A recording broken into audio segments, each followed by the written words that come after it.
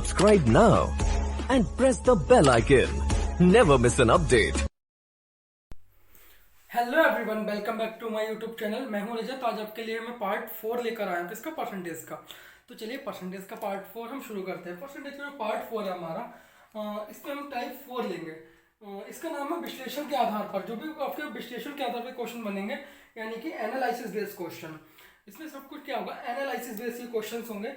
तो इसका हमने पहले जो क्वेश्चन लिखा है वो हमारा पहला क्वेश्चन है कि एक व्यक्ति अपनी आय का, कोई भी व्यक्ति उसका जो टोटल इनकम है उसका 25% वो किराए पे खर्च करता है। इतने में 25% वो किराए पे देता है, खर्च कर देता है। तो शेष जो बचता है उसका 20% वह खाद्य सामग्री पर, फिर जो शेष रह जाता है उसका 15% वह शिक्षा पर, तथा फिर जो शेष राशि बचती है उसका 50% वह भ्रमण यानी कि घूमने पर खर्च करता है। अब उसके पास जो लास्ट में जो सारा कुछ खर्चा करने के बाद जो रुपये बचते हैं वो इस व्यक्ति के पास वो बचते हैं 1020 रुपये। उन्होंने पूछा कि इस व्यक्ति की इनकम कितनी है, जो उस व्यक्ति की जो इनकम है, जो आय है वो कितनी है। चलिए इसके लिए हम शुरू करते हैं। तो इसका सबसे पहले हमने क्या किया भाई, अपना तरीका मान लिया कि हमने उसकी शुरुआती जो इनकम है वो एक्स है। क्या माना हमने इसकी इनकम स्टार्टिंग की जो इसके पास टोटल इसकी इनकम है वो कितनी एक्स है। क्या किया उसने 25% रुपये उसने किराए पे कर दिया खर्च। कितना? 25% ने किराए पे खर्च किया। कितने में से किया? 100 में से। 100 में से 25% खर्च किया, कितना बचा? 75। 100 माइनस 25 बराबर 75 हुआ। फिर सेकंड जो शेष रह गया उसका 20% उसने खाद्य सामग्री पे खर्च किया। 20% किया, 80 रह गया। कितने में से बचा? 100 में से। फिर शेष का 15% उसने शिक्षा पे खर्च किया। 15% खर्च करने के बाद उसके बाद कितना रह गया? 85। कितने में से खर्च किया? 100 में से। क्योंकि हमारा जो भी पॉइंट होता है जो शेष रह जाता है उसको हम यहाँ पे 100% मानते हैं। शिक्षा तक हो गया। अब आया शेष राशि का, 50% भ्रमण पर खर्च करता है। जो 50% खर्च किया तो बचा कितना? 50 बचा। कितने में से? 100 में से। अब उसके पास कितना रुपये बचता है? 1020 रुपये उसके पास रह जाता है। ठीक, तो हम इसके लिए काटना शुरू करते हैं। हमें क्या चाहिए, फाइंड क्या करना है हमें? एक्स की वैल्यू। एक्स की वैल्यू हम यहाँ से निकालते हैं। सबसे पहले ये गया 50 दूनी 100 हुआ, इसका 0 से 0 हुआ, ये आपका 2 चौक 8 हुआ, और 25 या 75, 25 चौका 100 हुआ। 4 से ये 4 पूरा गया, कट गया, बचा कितना? 85 और 3 रह गया। ठीक, तो इसको कितना कितना रह गया हमारा? चलो एक्स बराबर 1020 हमने ये है लिखा हुआ, इसका अपॉन करेंगे। ऊपर 3 और 85 रह गया, 3 गुणा 85 कर दिया। अंश का जो था वो हर में पहुँच गया। और यहाँ पे कितना रह गया? 10 और 100। ये ऊपर जाएगा 10 गुणा 100, बाकी कुछ भी नहीं बचा है। तो इसके लिए हम लोग इसको डिवाइड करते हैं। तो हमारा जो डिवाइडेशन आएगा 17 से काटते हैं। 17 पंजे 85 हुआ, 17 छक्का 102 हुआ। ये कितना आ गया? 60। 5 दूनी 10 हुआ, 3 दूनी हमारा 6 हुआ। तो ये हमारे कितना हो गया? 20। तो कितना रह गया? 2 दूनी 4, यानी कि 4000 रुपये इस व्यक्ति की इनकम थी। ठीक, इस व्यक्ति की कितनी इनकम थी? 4000 रुपये। इसका सेकेंडरी तरीका क्या हो सकता है? एक तो ये हुआ, सेकंड इसका तरीका क्या है वो भी देखते हैं। सेकंड में हमने क्या माना कि हमारी जो इस व्यक्ति की कोई भी स्टार्टिंग की जो इनकम रहती है वो कितनी रहती है? 100% थी। तो इसने 25% किराए पे खर्च कर दिया। जब 25% खर्च किया हमने, माइंड में हमारा सेट हो कितना? 25% चला गया। तो कितना रह गया हमारा? 75। फिर कह रहा है कि शेष हमारे पास 75% है। शेष का 20% उसने खाद्य सामग्री पर खर्च कर दिया। कितना खर्च कर दिया उसने? 20%। अब हम 75 के निकालेंगे 20%। 75 का 20% हमारा कितना आएगा? 75 का हम निकालेंगे 20%, तो ऐसे निकलेगा 20 पंजे 100 होता है, और 5, तो हमारे कितना आ जाएगा? ये 15। 15 पंजे 75 होता है, तो 15 हम इसमें से क्या करेंगे? माइनस कर देंगे।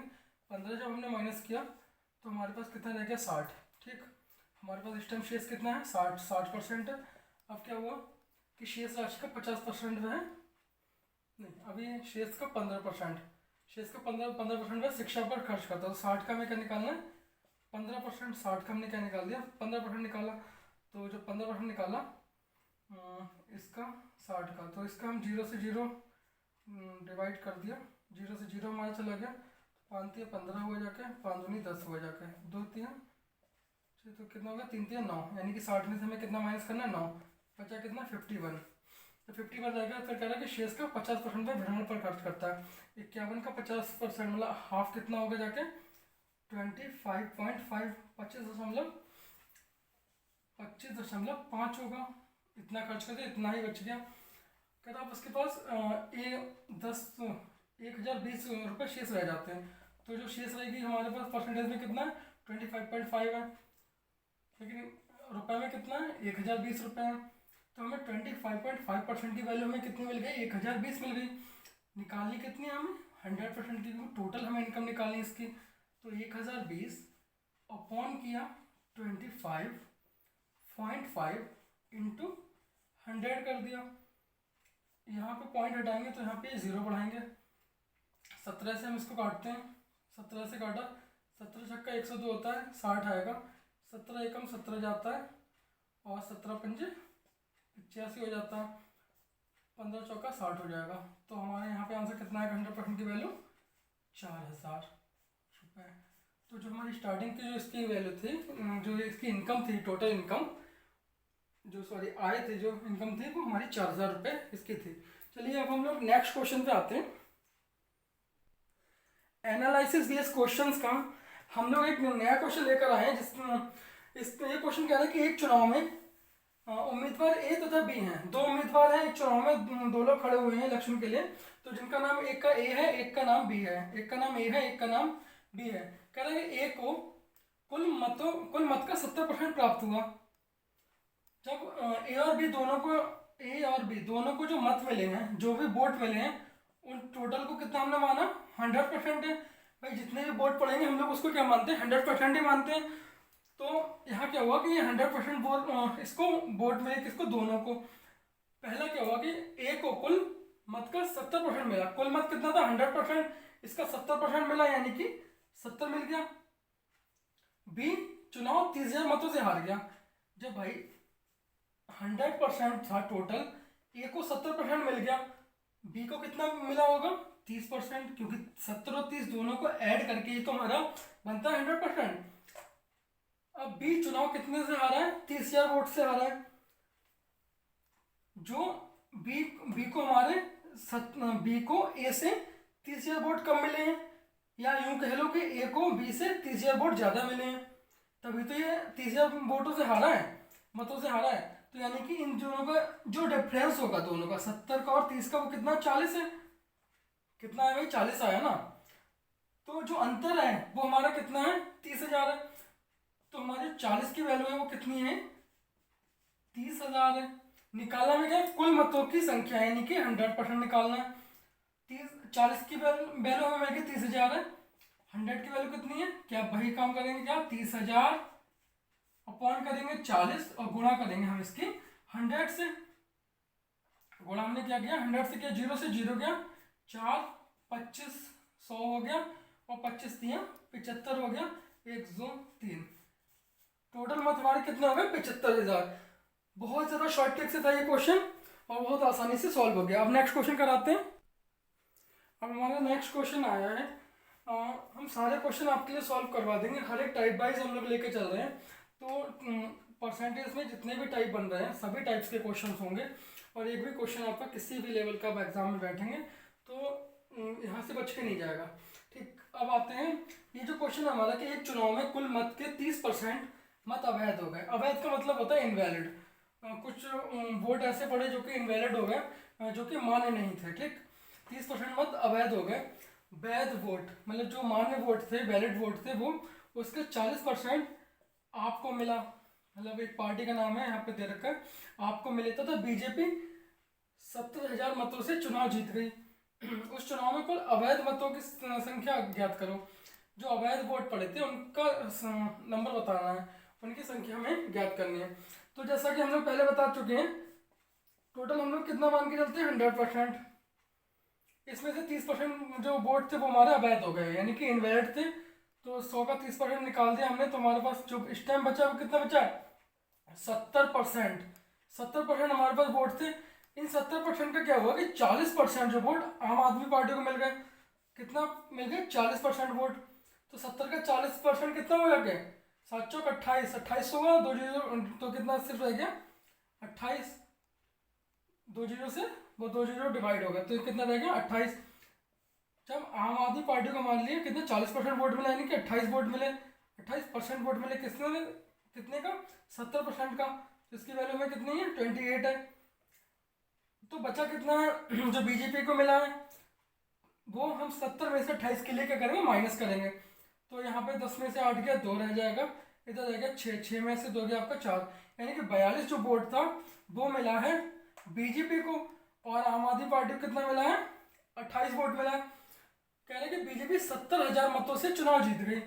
भाई जब इसको बीजेपी को इससे वोट ज्यादा मिले हैं तभी चुनाव जीती है, यानी इन दोनों का जो डिफरेंस था वो कितना था, 12 में से 8 गया, 4 रह गया हमारा, 3 में से 2 गया, 1 रह गया, यानी कि 14। बीजेपी जो यहाँ, अगर हम यहाँ देखें तो बीजेपी कितने से चुनाव जीती है, 14 से, 14 से चुनाव जीती है। लेकिन जो हमारी वैल्यू दी है, जो ओरिजिनल वैल्यू कितनी, 70,000 है। तो हमारे पास 14 की जो वैल्यू है वो हमारे पास कितनी है, 70,000 है। तो एक की वैल्यू कितनी हो जाके 70,000 अपॉन 14, 14 पंजे 70 होगा। बच्चा यहाँ पे कितना हमारे पास आया, 5,000। निकालना क्या है, अवैध अवैध मत, अवैध मत कितने थे, 30% थे। तो 5,000 3 50,000 हो गए, 5,000 गुणा 30%, 30 निकाला हमने, तो 5 दिया 15 हो गया, 1 जीरो ये 3 जीरो ये 1 2 3, यानी 1,50,000 जो वोट थे वो हमारे इनवैलिड वोट थे। कैसे वोट थे, अवैध मत थे, अवैध मत। ठीक, तो ये हमारा क्वेश्चन सॉल्व हुआ। अब हम लोग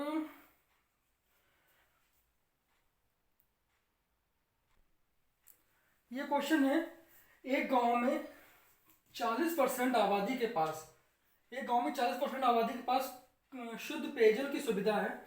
ऐसी आबादी जिनके पास शुद्ध पेयजल की सुविधा नहीं है, उसका 70% बीपीएल श्रेणी में है और उनके 80% के पास स्वच्छता की सुविधा भी है। ऐसी आबादी जो बीपीएल श्रेणी में है, उनकी संख्या 2100 है। गांव की आबादी याद कीजिए। क्वेश्चन लंबा है, पढ़ने में भी लग रहा है, लेकिन ऐसे क्वेश्चन बहुत जल्दी सॉल्व होते हैं, वो भी एकदम शॉर्ट ट्रिक के साथ।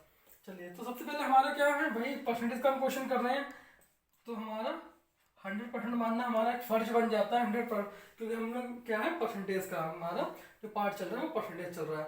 तो हमारा पहला फर्ज क्या है, हम 100% ही मानेंगे। एक गांव में 40% आबादी के पास शुद्ध पेयजल की सुविधा है। 40% के पास हमारे पास शुद्ध पेयजल की सुविधा है, कितना 40%, 60 का 40, 40, और जिनके पास सुविधा नहीं है वो कितना है, 60% है। जिनके पास शुद्ध पेयजल है वो तो 40% हो गए, 40 हो गए, और जिनके पास शुद्ध पेयजल नहीं है वो कितना है, 60% हो गए, मतलब 100 का 100% 60% हो गए। ऐसी आबादी जिनके पास शुद्ध पेयजल की सुविधा नहीं है, 60% वाला आ गया, उसका 70% बीपीएल श्रेणी में आता है। इसका इस 60 का कितना 70% बीपीएल श्रेणी में आता है। थोड़ा बड़ा लिखूं मैं, इस 60 का क्या होता है, 70% आपका बीपीएल श्रेणी में आता है, तथा 30% किसी अदर में आता होगा। इसका कितना 60 का 70% आपका बीपीएल श्रेणी में आता है, जो कि क्या हुआ जाके 60 का 70 कितना 42 बना जाके 42 बना। ये निकाल लिया हमने कितना 42 70, और उनके 80% के पास स्वच्छता की सुविधा भी है। किसके, इसके 80% के पास, कौन से जो बीपीएल में आ रहे हैं, स्वच्छता की सुविधा भी है। कितने के पास है स्वच्छता की सुविधा, 80% के पास है। तो हम इस 42 का 80% यहाँ देखते हैं। ये जो 42 हमारा है इसका हमने क्या निकालना है अभी हमें, इसका 80% के पास स्वच्छता की सुविधा है और 20% के पास स्वच्छता की सुविधा नहीं है। 80% का स्वच्छता की सुविधा, तो 20% लोगों के पास स्वच्छता की सुविधा नहीं है। तो हमें क्या निकालना है, 42 का हमारा 80%, 42 का 80% कितना आएगा 33.6 जाएगा। 33.6 आ गया। स्वच्छता की सुविधा भी ऐसी आबादी जो बीपीएल श्रेणी में, उनकी संख्या कितनी है? 2100 है।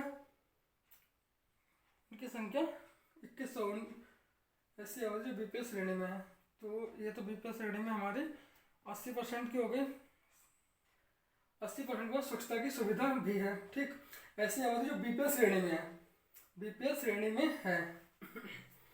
तो हमारा 20% कितना होगा जाके इसका? 8.4 रहेगा, 8.4।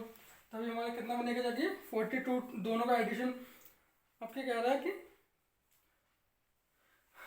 उनकी संख्या 2100 है। किसकी संख्या? ऐसी आबादी जो बीपीएल श्रेणी में है, इसकी 2100 है। तो 2100 कौन सा है? 8.4 की वैल्यू हमारे पास कितनी है? 2100 है। कह रहा गांव की आबादी ज्ञात करो। गांव की आबादी कितनी है हमारी? 100% है। गांव की आबादी में कितने निकाली? 100%। तो हम क्या करेंगे, इस 2100 को अपॉन कर देंगे 8.4 मल्टीप्लाई कर देंगे 100 से। जब हम यहाँ से इसको हटाएंगे तो यहाँ पे ये 0 जाएगा। ये हमें पता, तो 21, ये 100 हो गया, 21 चौक 84 हो गया, और 4 25 हुआ जाके। तो हमारी कितना आ जाएगा? 25,000 इस गांव की पूरी आबादी थी। तो ये हुआ हमारा आंसर। और इसी के साथ हमारे टाइप नंबर 4 जो था, टाइप नंबर 4 और एनालिसिस बेस्ड क्वेश्चन जो हमारे के कंप्लीट हो गए हैं। अब हम लोग नेक्स्ट टाइप पे आते हैं। परसेंटेज का एक छोटी छोटी चीज़ मैं कराऊंगा, जिससे कि आप अपर लेवल के, लोअर लेवल का एग्जाम हुआ चाहे अपर लेवल का हुआ, किसी भी एग्जाम में आपको दिक्कत नहीं होगी।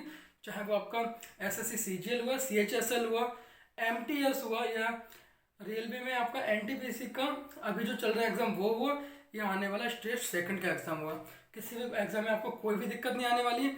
चलिए मिलते हैं नेक्स्ट हम लोग वीडियो में। तब तक के लिए थैंक यू एवरीवन, बाय।